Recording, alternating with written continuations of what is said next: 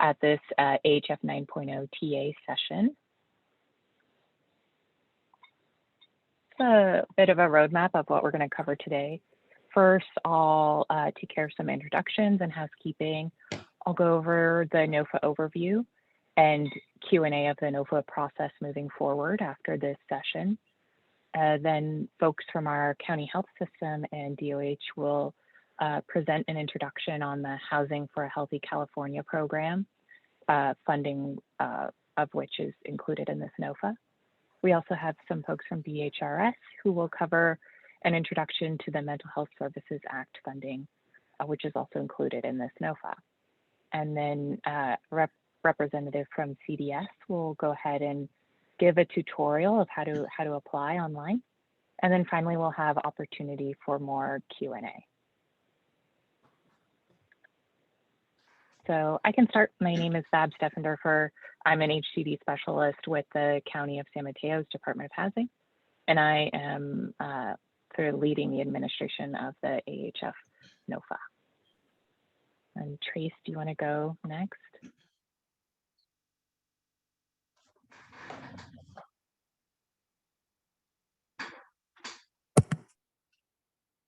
You're muted, Tracy.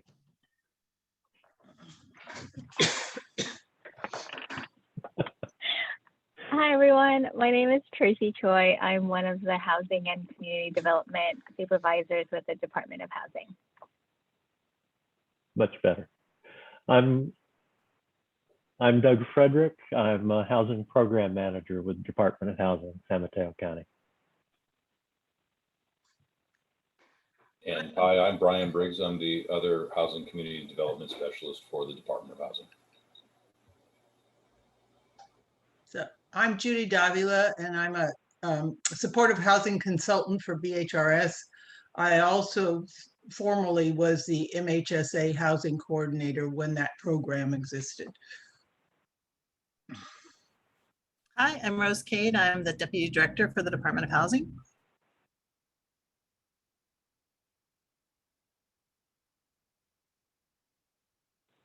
Nyla, do you want to go? Sure. Nyla Ken with the Housing Department here with County of San Mateo. Thanks.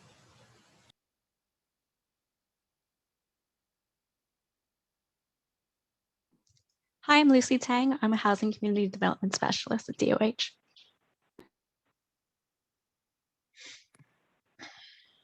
Hi, Gina Russell, Housing and Community Development Specialist.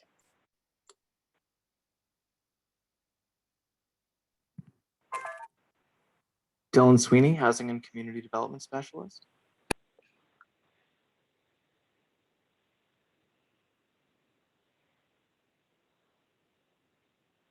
Ranuk, is Ranuk on the line? Or Ying? Yeah, Ying here. Hi, HCD Specialist. And Steve, do you want to go ahead and introduce yourself? Sure. I'm Steve Krantz with City Data Services. Welcome. And then Lucinda, is Lucinda on the line yet? Oh yeah. She was. I am. This is Lucinda De Rossi. I'm manager for our Whole Person Care Pilot, San Mateo County Health. All right, and we do have a few members of our Housing and Community Development Committee with us. They're just going to be listening in. They're invited mostly because we have a few updates to our NOFA that we wanted to share with them, and we thought this would be a good way to do that. So we've got Richard Hedges, he's a new member, and then Sandy Council from the city of San Mateo. All right, anyone else want to give an intro? Okay. I'll just say hello, Ray Hodges, the director at the Department of Housing. Thanks, Babs. Thanks, Ray. Okay, so as you can see, this is a Q&A Zoom session. So there are a few ways that you can participate if you have questions.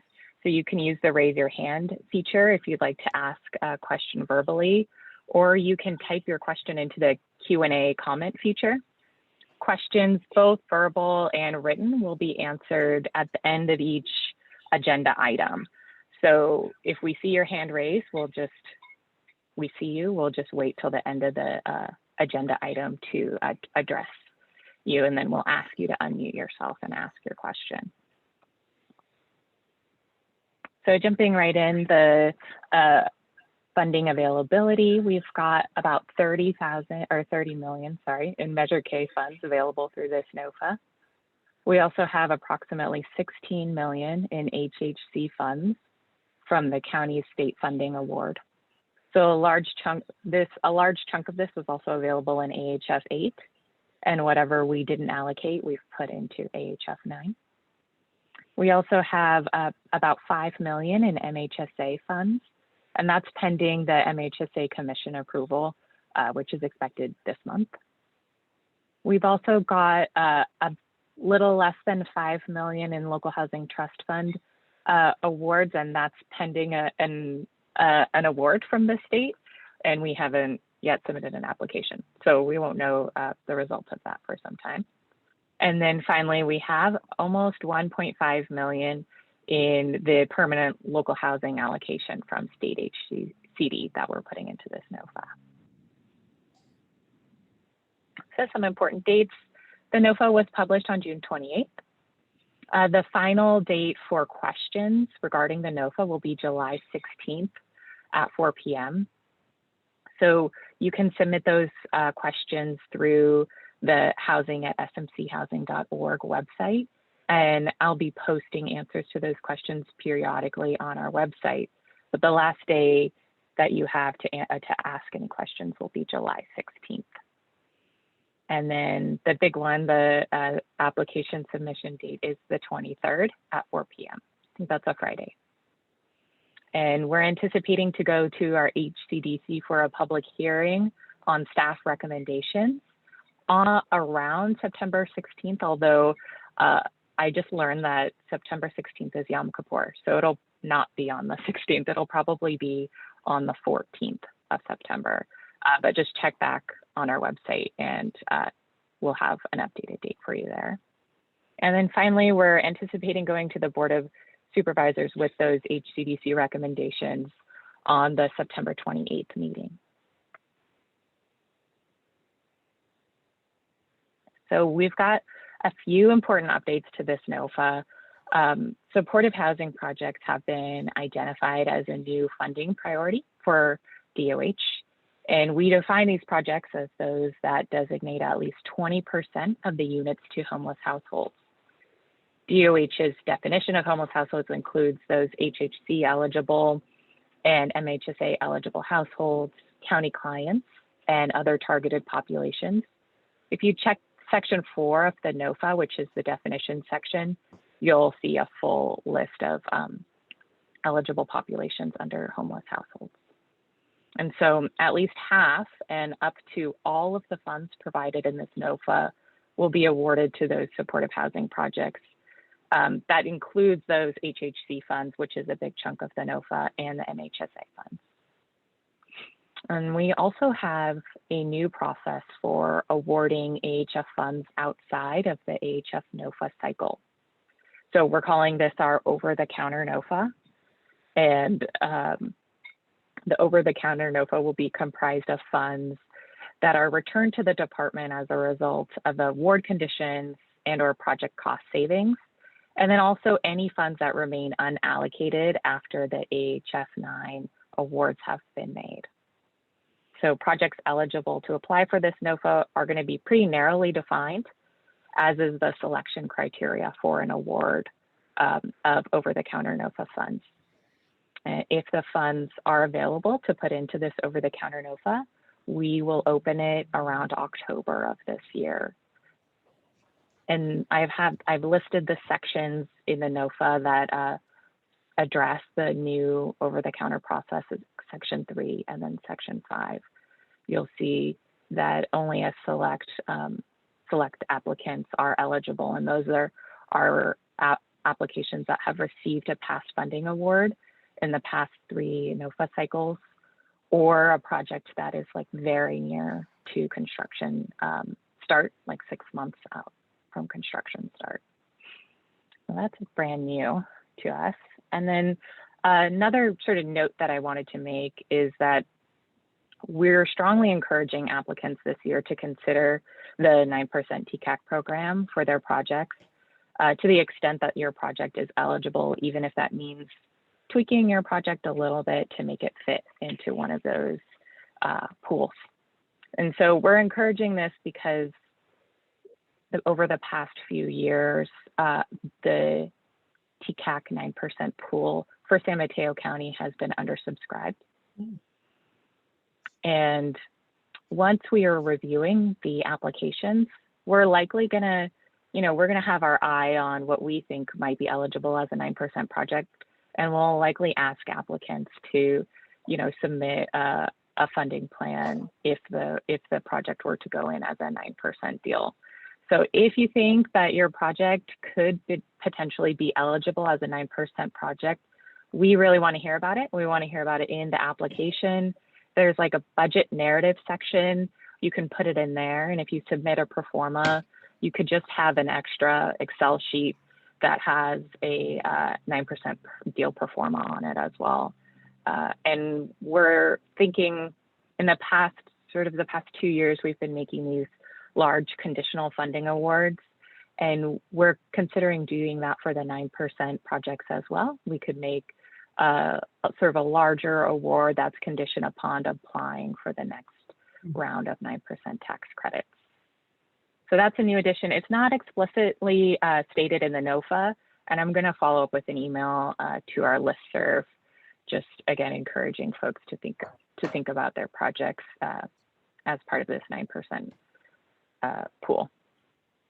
And then finally, there are other changes, but they're smaller, and you can see them all on the NOFA that's been posted on our website. We have one that's been redlined from AHF 8. So if you're at all familiar with our NOFA and guidelines, just looking at that redline version will help flag for you where the changes are that we've made.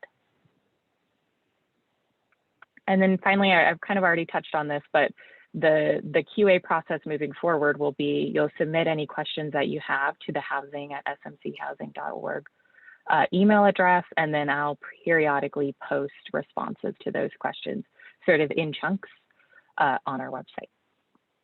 And if you haven't already, please reach out to me to schedule a pre-application meeting. We usually have myself and Brian, and then others sometimes too, join the meeting just to hear about your project, where it's at, and if you plan to apply for this round. So please do that if you haven't already. And I think we can take questions now for that little chunk if there are any. Let's see. I don't see any. I see a hand from Rich Hedges. Okay. Hi, thank you. I'm beginning to see I have a tremendous amount to learn. I can't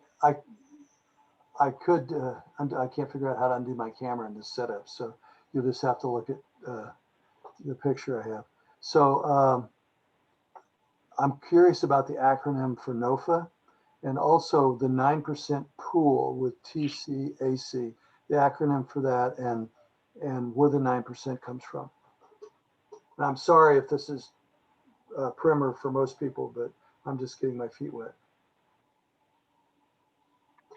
Sure, that's fine. So the NOFA is the Notice of Funding Availability. And we release a Notice of Funding Availability for our local funds, which are Measure K funds, once per year. And sometimes there's other funding included in that notice. And this time we've got the Housing for Healthy California funds, and then the Mental Health Services Act funds in this NOFA as well. So the Department of Housing will issue 2 notices of funding availability per year, one in the winter, and that's a notice of federal funds that are available, and then one in the summer, which is this one. That's the local funds that we make available to affordable housing projects.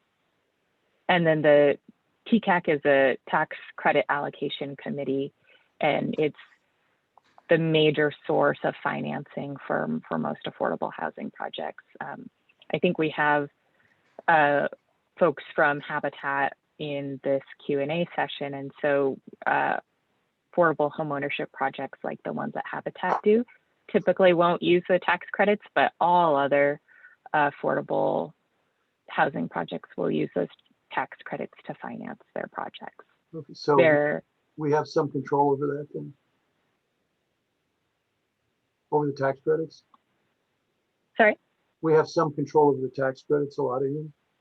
We do not. So, I mean, we have, what we're doing with this NOFA is encouraging our development partners to look at the 9%, but that is a separate competitive process. I see, thank you.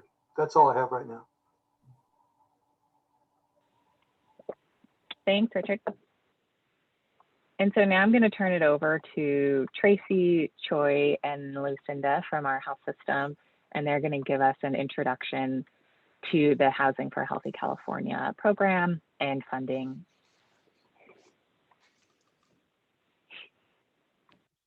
Can I go to the next slide? Thanks.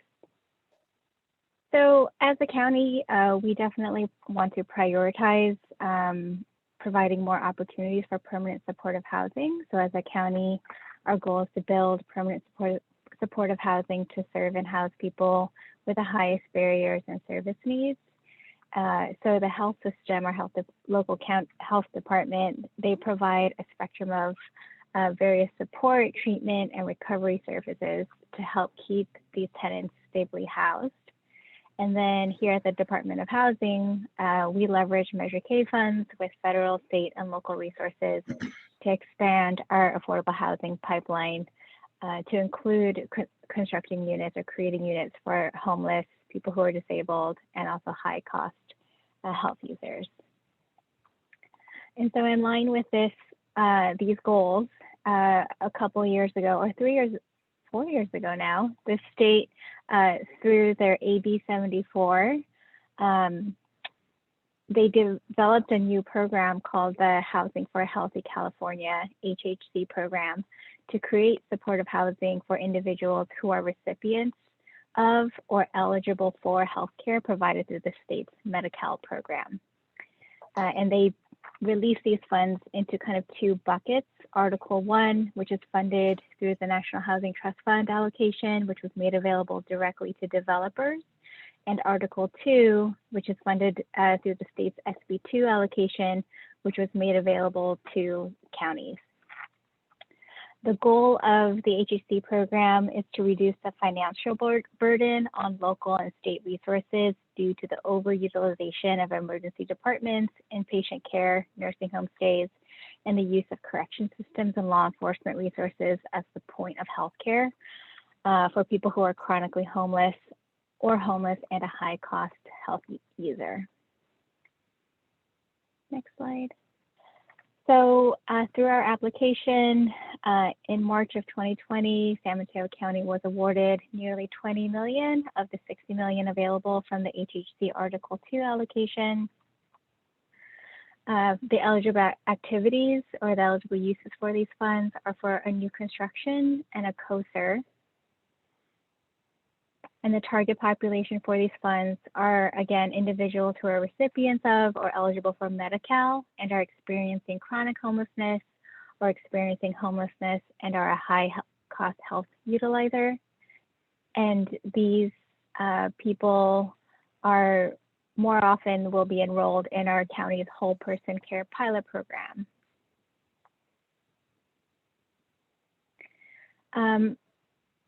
In summary, the Whole Person Care Project is part of the California 2020 Medi-Cal 1115 waiver. They sought to support clients with complex needs to improve their health care and quality of life. And the Whole Person Care Project also provides comprehensive care coordination to assist persons to navigate a pretty complicated healthcare system.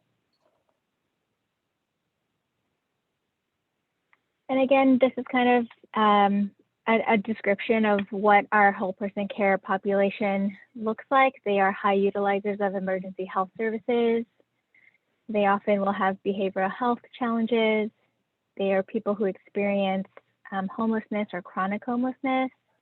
And they are also people who have multiple chronic health conditions.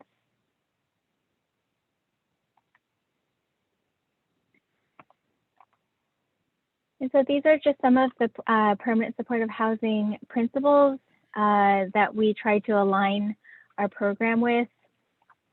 The first is to align with Housing First goals, which is to prioritize obtaining and maintaining housing without any kind of barriers or preconditions to housing.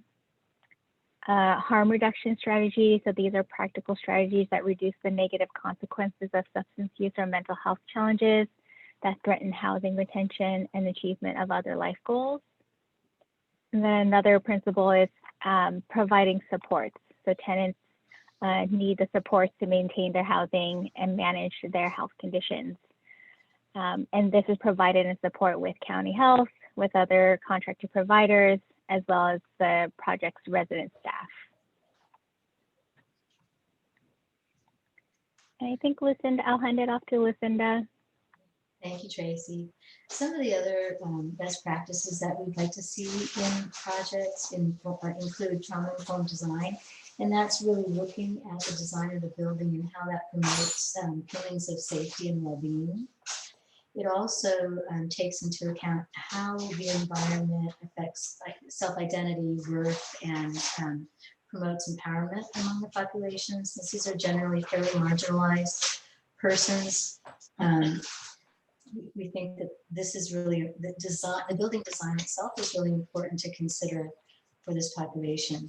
We also know that in San Mateo County, our homeless population is aging. Many of our homeless folks are in their 60s to 80s, and they require ADA accommodations.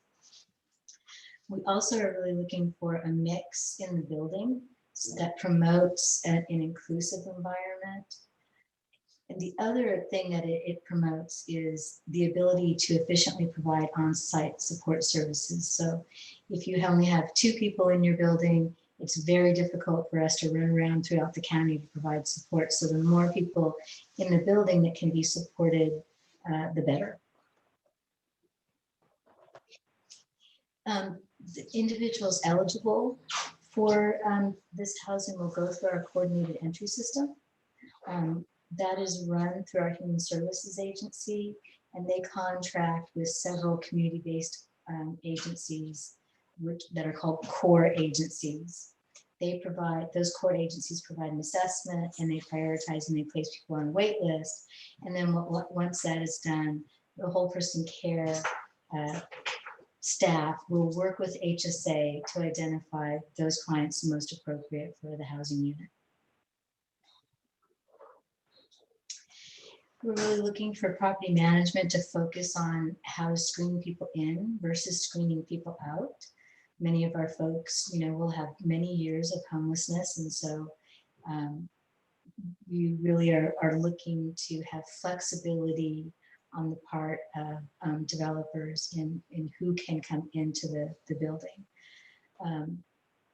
We want to focus on factors related to tenancy, meaning how are we going to have tenancy be successful and long-term and sustained. And also we need to allow for reasonable accommodations when necessary. And sometimes those may be a reasonable accommodation could be, I need a 1-bedroom versus a studio, or I need an attendant to live with me, those kinds of accommodations for folks. And whole person care, through one of its iterations, we'll be providing on-site, we'll be providing services so that we will have staff who come to the site to visit with clients. That will be for the life of the tenancy. And the level of intensity is really based on the client's needs. Sometimes patients need daily contact. Sometimes they need monthly contact. It will really depend on the need of the client. And services are person-centered and voluntary, which is part of the Housing First model. We can't force clients to receive services, but we will continually actively engage to assist clients to access our services. We'll be doing service planning, care management, linkages to behavioral health, as well as primary care and specialty care. Basic housing retention, how do you get along well with your neighbors, how do you work with your landlord, and linkage to other social services.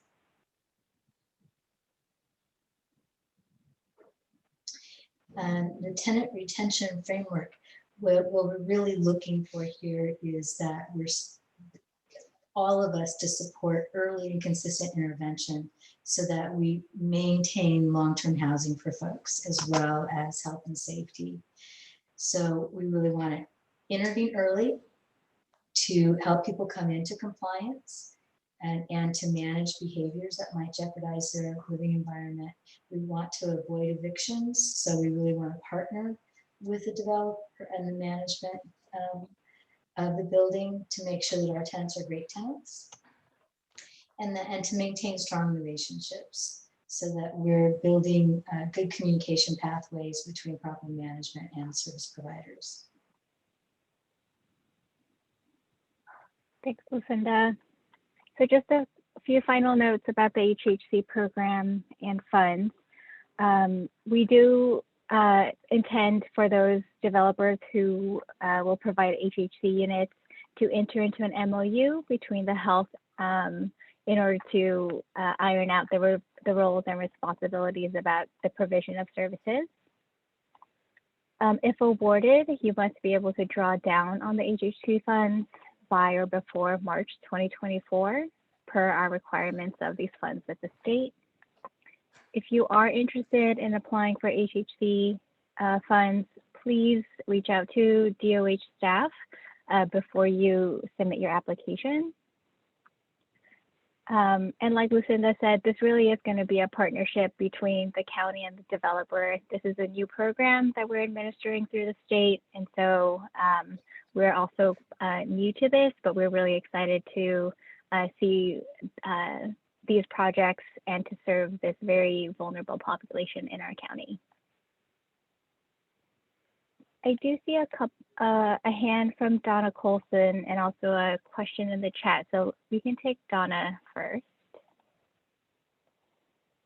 Thank you very much. I'm just curious, this program, is it focusing mainly on people who are already housed and at risk of losing housing, or is this program intended to reach out to people who are, destitute on the street, cannot seem to maintain housing, and getting them off the street and into housing? Or both? It would be the latter. So it would be mainly the latter, people who are unable to retain housing because of some of their health or behavioral health challenges, people who are accessing our emergency rooms as a form of shelter, or our correction systems as a form of shelter. So people who are really experiencing literal or chronic homelessness. And how do we, for those people who really are just in a state of affair, whether it's a mental or physical health state, that some of these people I fear are literally dying on the streets around us. And I don't know if they can't make a decision, a proactive decision to move themselves into this housing. How do we manage that gap or that transition? Tracy, Lucinda. Yeah. These are really good questions. We really are looking at a very vulnerable population, many of whom have been homeless for many years. Yeah. Many who have been out of care, primary care, for a long time. And they are people that are literally dying on the streets.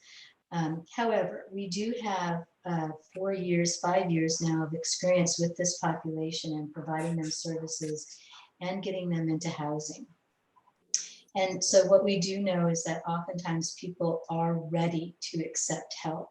And so we're there at that point, literally assisting people to make these decisions, apply for the housing, get all the necessary paperwork that they need to apply, and then assist them to get ready to move in. There are some Measure K funds that we've been using over the last 4 years to help with furniture, to help with moving expenses. So there are some flexible funds that can help with some of the logistics that you're concerned about.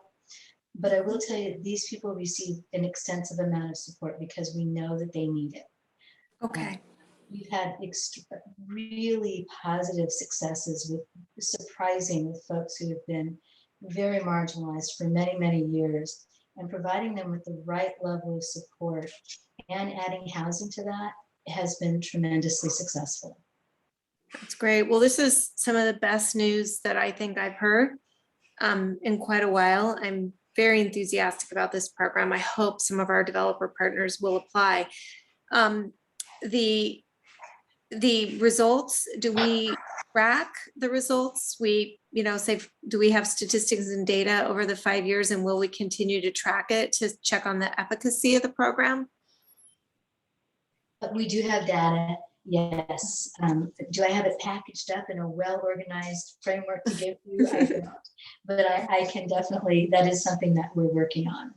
Yeah, I get the people off the streets first. That's the most important job you have. And then as that yields and your organization or expands and you have capacity, I think voters and people who live in San Mateo County are desperate to hear good news on this front. And if you can help with some particular data around that to support the work you're doing and why this investment is so critical from the taxpayers, I think people would be ebullient to hear that information.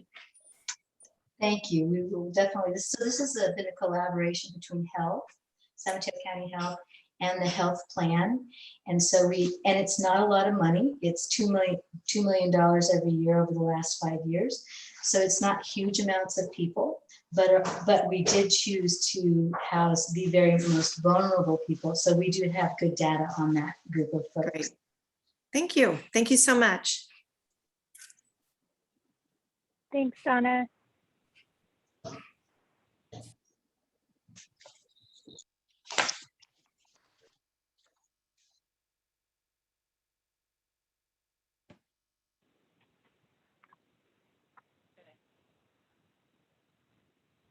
Can you hear me? Yeah, now, yeah. Okay. I'm going to hop over. There was a question in the chat from Costanza asking, can you explain the allocations to products? I was surprised by the 1 million allocated to homeownership compared to other uses. Yeah, I can take that one. So if you see at the top of the NOFA, I think it's the first section, we identify DOH's priorities. And so I touched on it earlier, but one of the newly identified priorities are these supportive housing projects. And then another priority is to serve low and extremely low households. And so affordable homeownership opportunities, while they're a great resource, those tend to serve a little bit higher AMI households, 80, typically like 80 to 100. So that's one reason I think for kind of the buckets, the size of the buckets for the eligible projects. And then another thing just to note is, almost every project comes through our pipeline multiple times. So it's not as if it's just $1 million for a homeownership project, and that's all the county will allocate. It's just per year.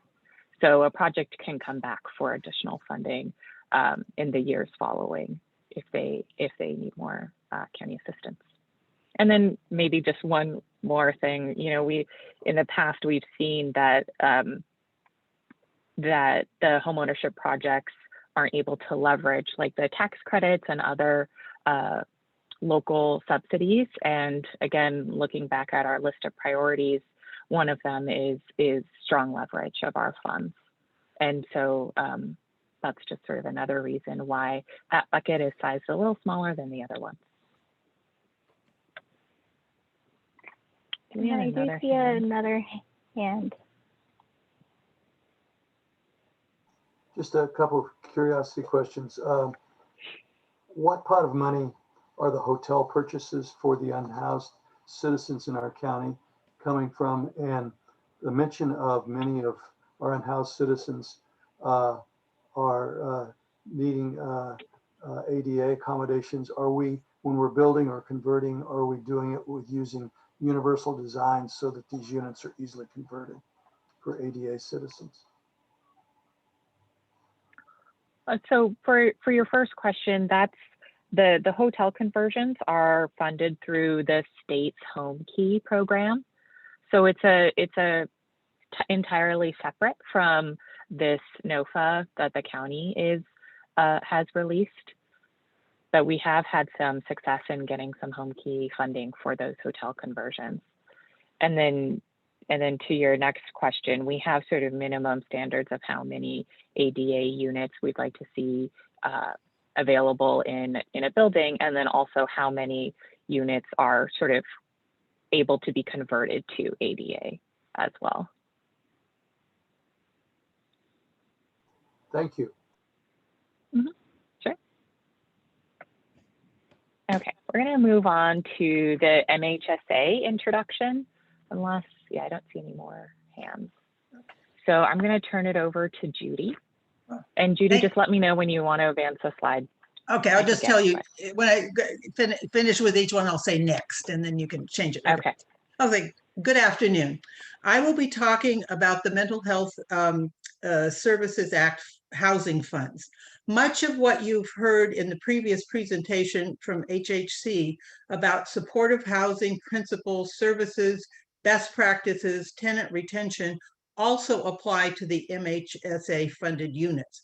I'll try and focus on those components that are specific to MHSA. So under the county supportive housing goals, the county and the Department of Housing goals are the same. BHRS, their goal is to provide on-site and community-based services that include, but are not limited to, skill development, treatment, and recovery services that enable individuals with serious mental illness who are homeless or at risk of homelessness to maintain stable housing.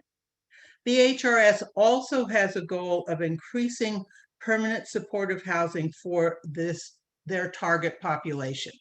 Next.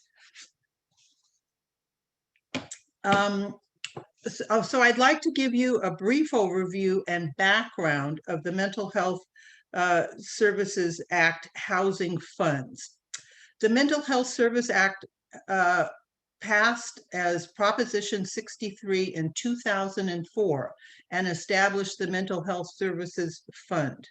Revenue is generated from a 1% tax on personal income that is in excess of $1 million, and it is deposited into this fund. MHSA housing program was established in 2008 by the State Department of Mental Health and is administered by CalHFA. San Mateo County at that time received $6.7 million.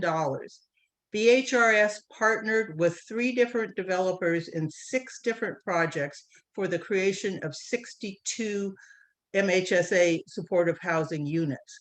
The housing program expended all of its funds, and the state in 2010 then allowed counties to use a portion of their MHSA allocation for housing development and housing related services.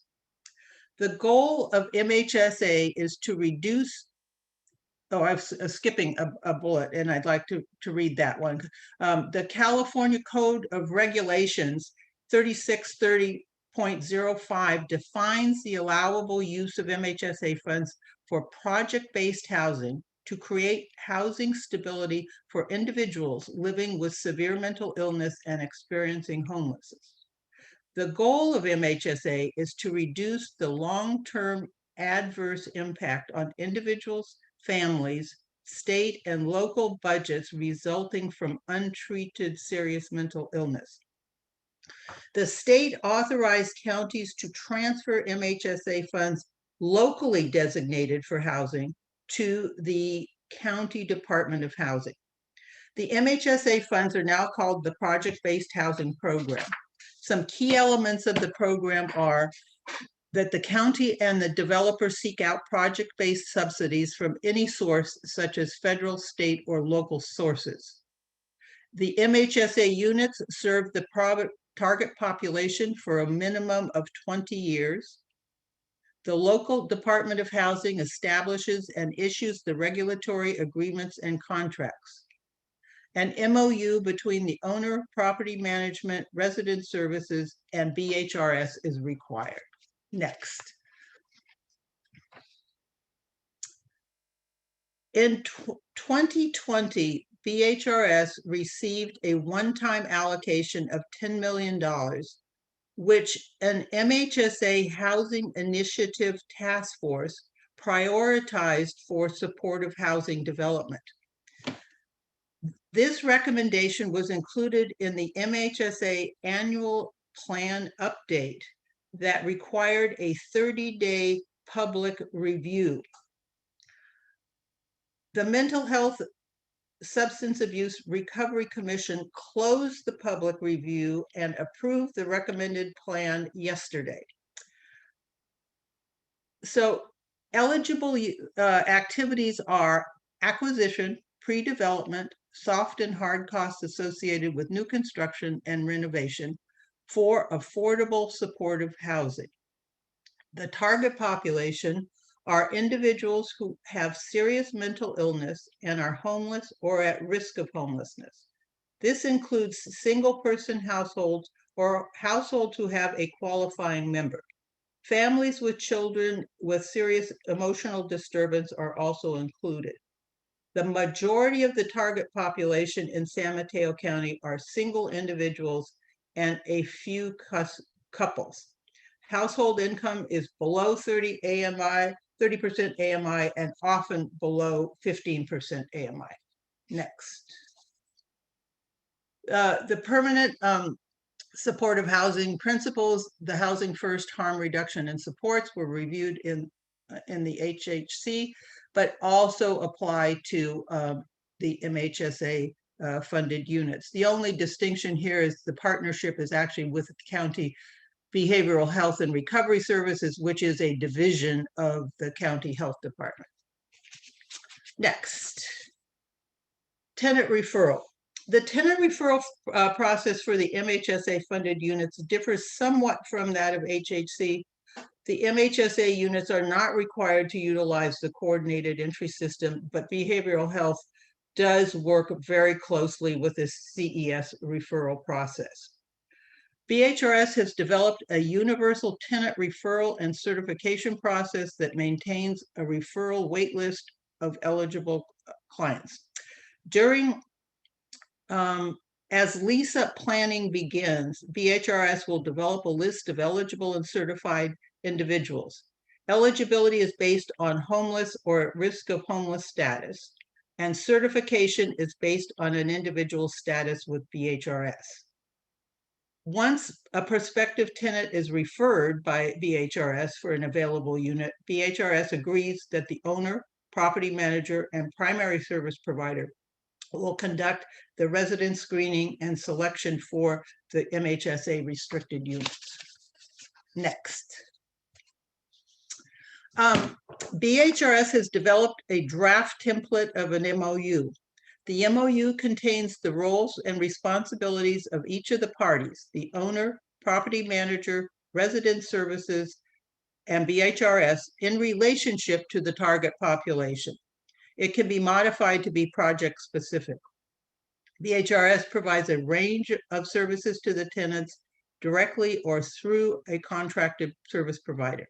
BHRS commits to a minimum of 20 years of service and longer if funding is available. So we're looking forward to talking with you, and please consult with DOH before your application submittal. Any questions? Thank you, Judy.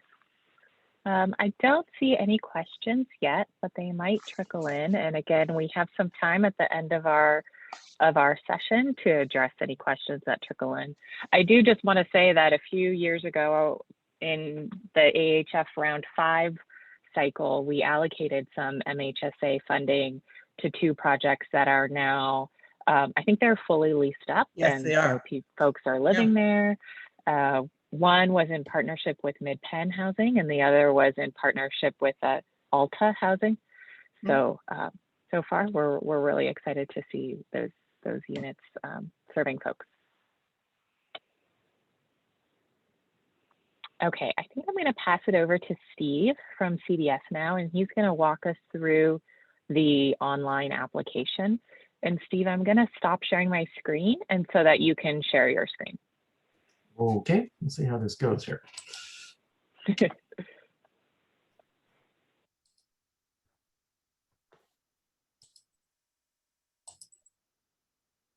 All righty, so you can see that.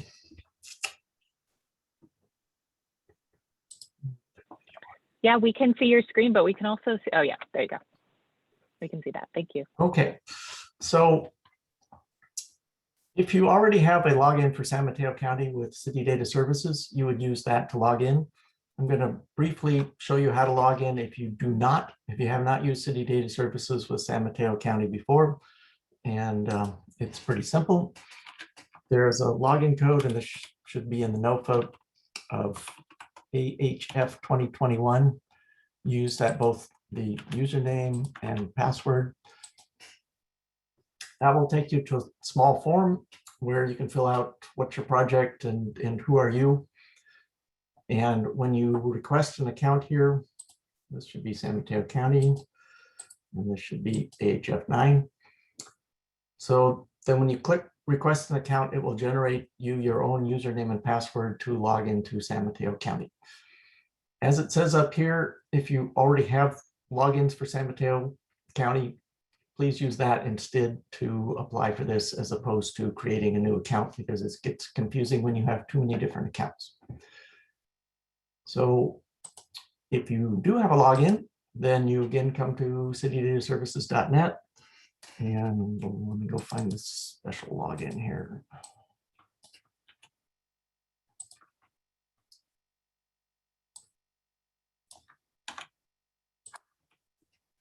But type that in, and it will take you to a screen that looks pretty much like this. When you see this screen, there's a button here that says Housing Dev Projects. That's where you want to be for housing applications. Click on that. If it's not clicked on, sometimes it comes up green, sometimes it's not clicked on. So both Housing Dev Projects and applications should be green. If they're not green, click on them. And then you'll end up on a screen that looks about like this. If you have an application going, you will see the application down here in this section, and you just click on Draft App to get to your application. If you don't have an application and you're starting one, then use this big green button up here that says Apply for AHF 9. Click that, and that will bring up a blank application for you to start working on. We will go through this one. If you've done any of these before, this is pretty much the same thing, same set of questions for the most part. There were relatively few changes in this application over AHF 8.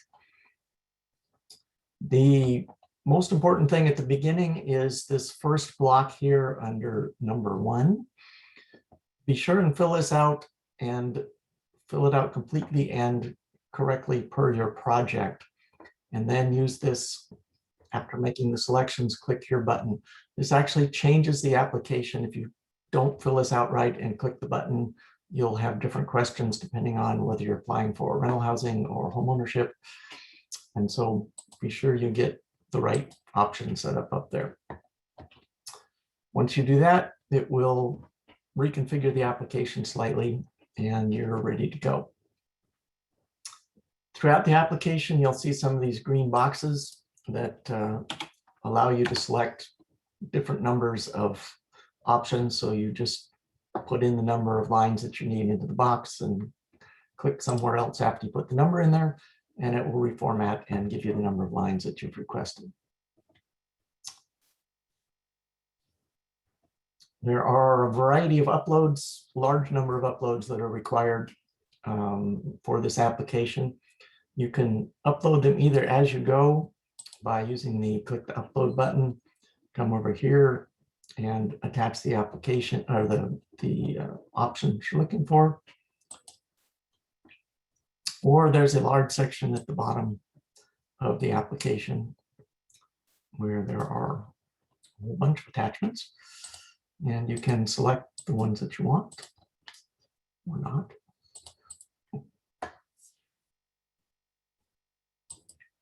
And then click over here to go to the upload documents page. This isn't exactly working correctly. I'll have to take a look at this. Sorry about that. But it will work that way a little later this afternoon. So again, if you want to do them as you go, use the click to upload. It'll take you over to a place where you can upload that application. If you want to do them all at once at the end, you can come down to this section at the bottom and check off the items that you want to upload.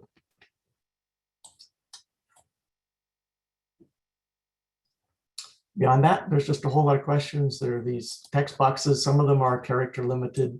If that's the case, it will not allow you to type beyond a certain point.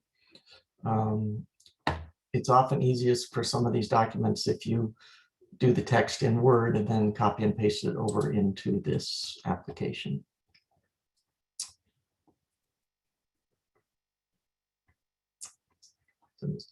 As you go through this application, there are save and continue buttons scattered throughout the application. Use these regularly. It's always good to make sure that the information that you've done, the work that you progressed with, is saved. And be sure and do it if you walk away from the computer. This will time out after about 4 hours. And if it's not saved, you will lose whatever hasn't been saved. So use those buttons on a regular basis as they pop up.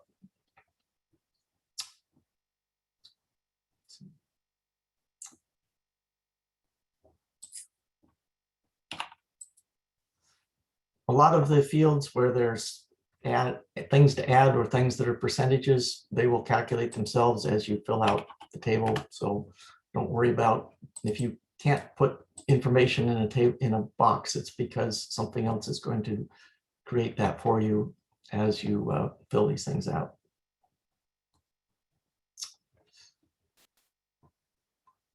This table is a bit complicated, but it asks for both how many of these various different types of units that you are going to have in your project.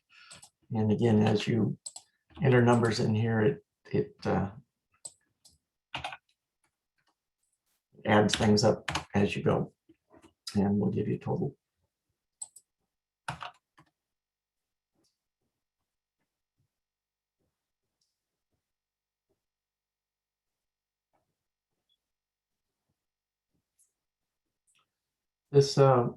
There are a couple of different budgets. There is a construction sources budget, and then there's a permanent sources budget.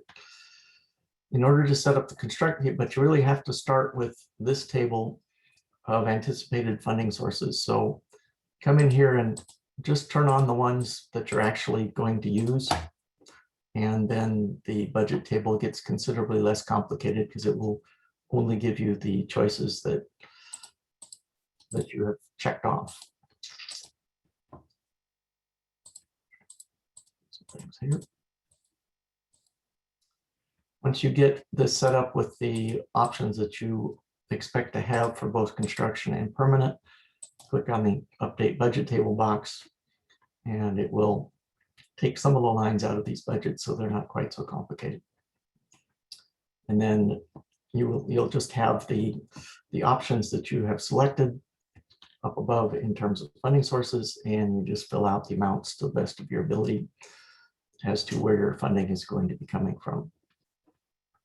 Once you get done with the first part, which is construction sources, you can click this button to copy the construction sources to the permanent sources, and it'll bring a lot of the information that you've entered in the construction sources down into the permanent side, and then you can edit that as you need it.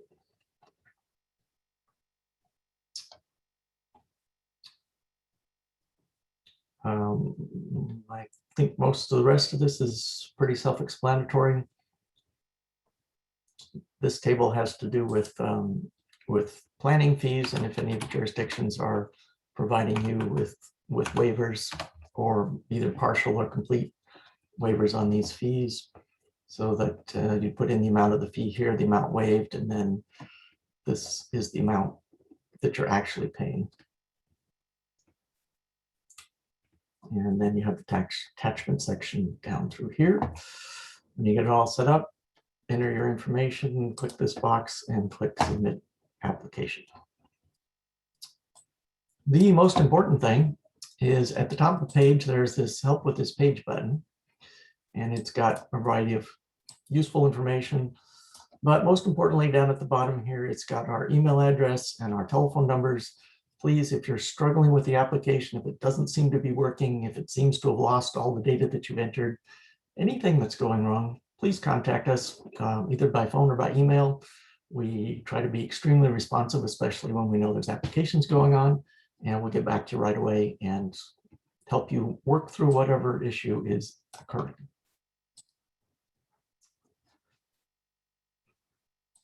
Let's see. Just a moment.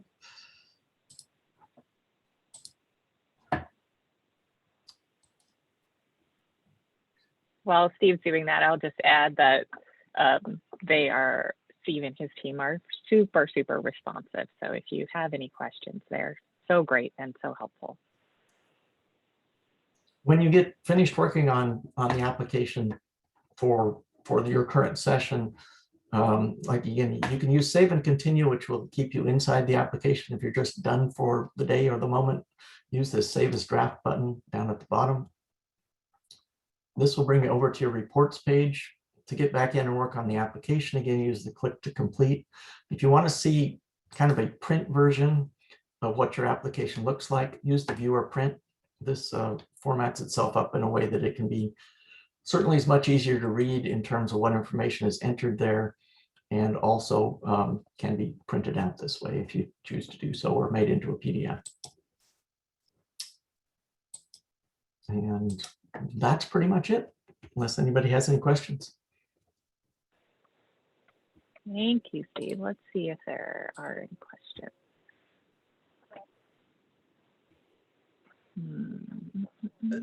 So, okay. So this is Judy, and I don't see either how to raise my hand, or I could do a chat, but I do have one question, or one thing I noted, and maybe we know the answer. But and it was just scroll briefly through the the chart that showed unit size and the AMI distribution of the units.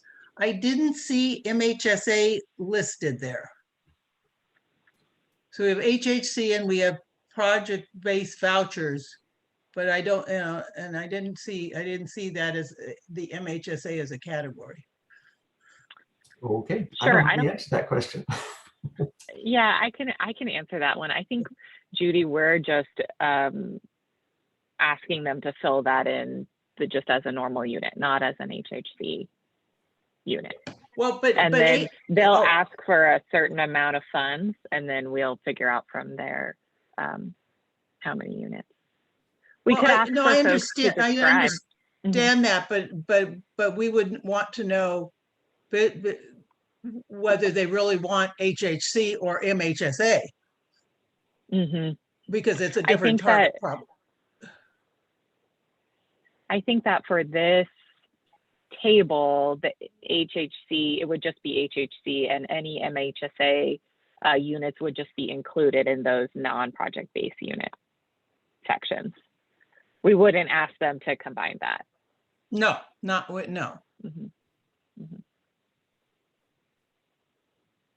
And we'll know, so at the top of the application, there is a selection for which funds they're applying for. And so we'll know there. Right. And also there's an option here in this targeted population for MHSA. So I would think that would be where they would put in the number of units they expected to be for MHSA. Okay.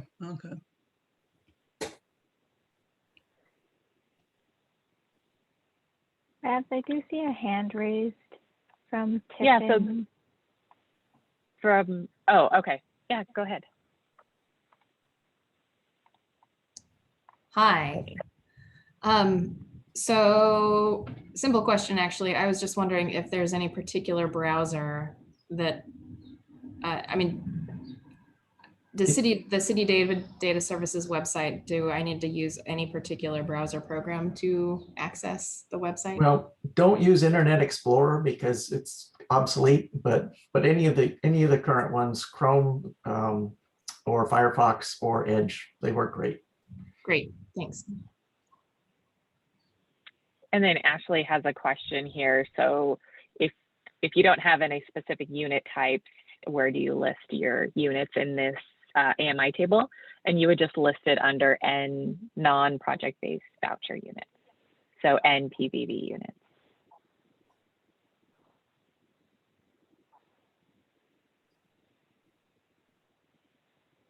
All right. Let's see if there are any others. Okay. Steve, can you stop sharing your screen so I can Sure. move on over? The only other thing I'd say is this application is pretty complicated, so don't try to do it in the last couple hours before it's due.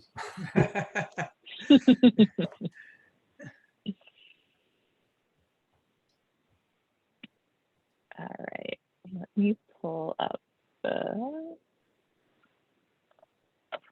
I guess we don't have that much more on here. So at this point, we can take more additional questions that folks have. Otherwise, as I said at the top, we'll be taking questions through the email address that's listed here, housing@smchousing.org. And that's related to questions about the NOFA. And then if you have questions about your application, send them over to Steve at citydataservices@yahoo.com. And again, he showed you in that little help button, it's that same email address, and his phone number is listed in there as well of the application.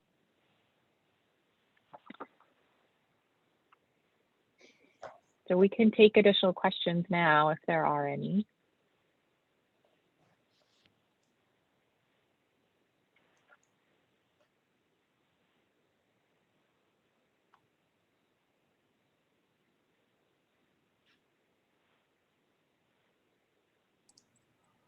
So I'm afraid I was a few minutes late logging on, and I think I missed probably the key part of the presentation for the very beginning. Where can I get your slides, the very couple first slides? Oh, sure. So I'll post, so this webinar is being recorded, and I'll post it on the landing page for AHF 9. I think I have the, let's see. Down here is the web address for it. The web address is also listed in the NOFA itself. So I'll post the webinar on that website. But is there a slide you wanted me to cover now? We do have, I think a whole hour left allocated.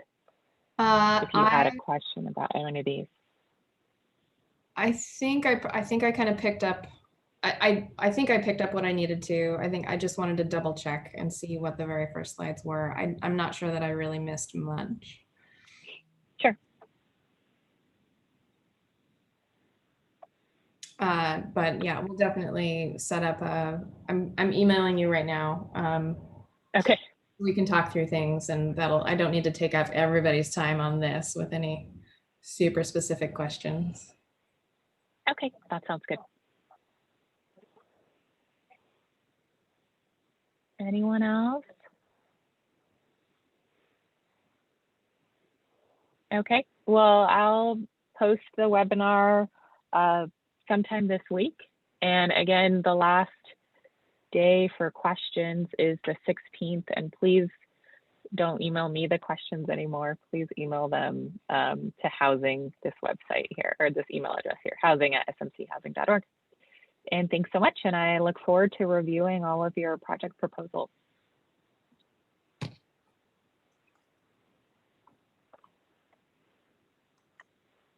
Thank you, Babs. Thanks. Thanks, Lucinda. Thank you guys very much. Good presentations. Thanks, Donna. See you later. Sorry I had to join late. Bye. Yes, Bye. thanks for answering all my questions. I really appreciate it. Sure thing. Welcome. Thank you.